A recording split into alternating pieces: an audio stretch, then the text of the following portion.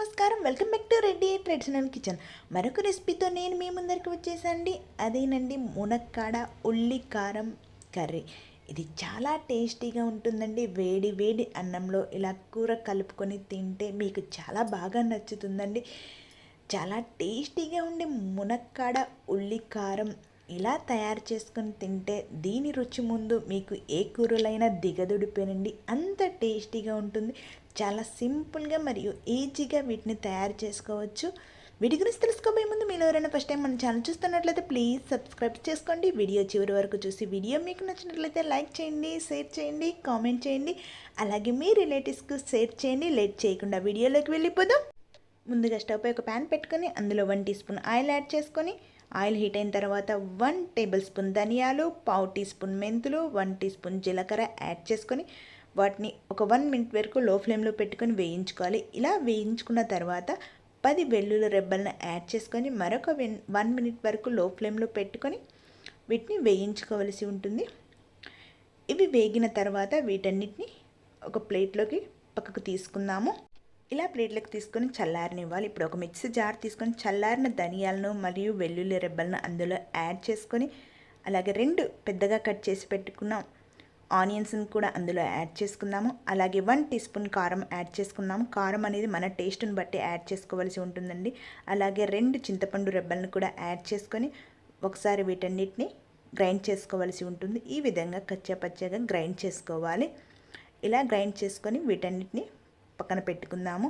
ఇప్పుడు అదే ప్యాన్లో మరొక 2 టేబుల్ స్పూన్ ఆయిల్ యాడ్ చేసుకుందాం. ఆయిల్ హీట్ అయిన తర్వాత 1 టీ స్పూన్ ఆవాలు, 1 టీ స్పూన్ మినపప్పు, 1 టీ స్పూన్ శనగపప్పు, 1/2 టీ స్పూన్ జీలకర్ర యాడ్ చేసుకొని ఫ్లేమ్ అనేది లో ఫ్లేమ్లో పెట్టుకొని ఒక 1 మినిట్ వరకు వేయించుకోవాల్సి ఉంటుంది.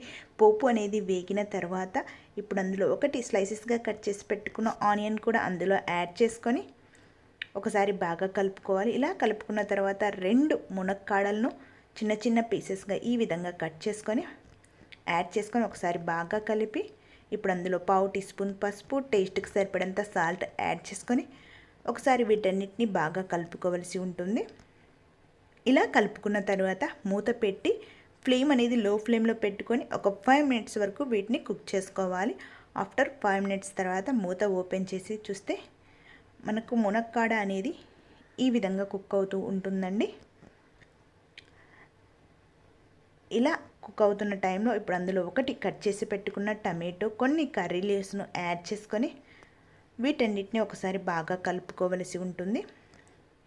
ఇలా కలుపుకున్న తర్వాత ఇప్పుడు అందులో కొంచెం వాటర్ యాడ్ చేసుకొని మరలా ఒకసారి వీటన్నిటిని బాగా కలుపుకొని మూత పెట్టి లో ఫ్లేమ్లో 8 మినిట్స్ వరకు కుక్ చేసుకోవలసి ఉంటుంది. ఆఫ్టర్ 8 మినిట్స్ తర్వాత మూత ఓపెన్ చేసి చూస్తే మనకు మునక్కాయ మరియు టమాటో అనేది బాగా కుక్ అయి ఉంటాయండి. టమాటో మెత్తబడి బాగా కలిసిపోయి ఉంటుంది. అలాగే ఇక్కడ మునక్కాయ కుక్ అయిందో లేదో ఒకసారి చెక్ చేసుకోవలసి ఉంటుంది.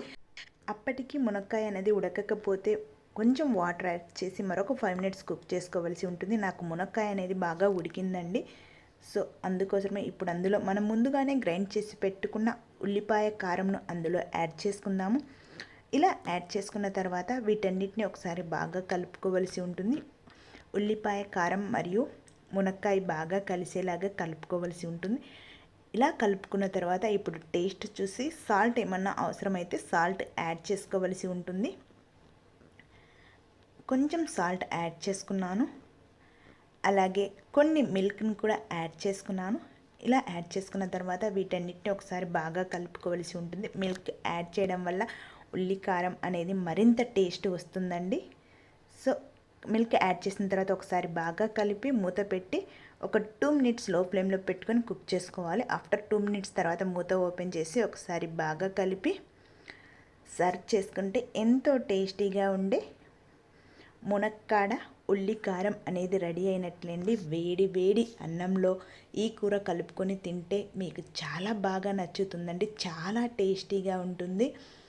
ఇలా ఎప్పుడైనా తినాలి అనిపించినప్పుడు మునక్కాడతో ఉల్లికారం తయారు చేసుకొని తింటే ఏ కూర అయినా దీని ముందర దిగదుడిపోయినండి. అంత టేస్టీగా ఉంటుంది. వీలైతే ఒక్కసారి ఇంటి దగ్గర ఈ విధంగా ట్రై చేయండి. మీకు ఈ వీడియో నచ్చినట్లయితే లైక్ చేయండి, షేర్ చేయండి, సబ్స్క్రైబ్ చేయండి. అలాగే మీ రిలేటివ్స్కు షేర్ చేయండి. Thank you for watching my video friends. Thank you so much.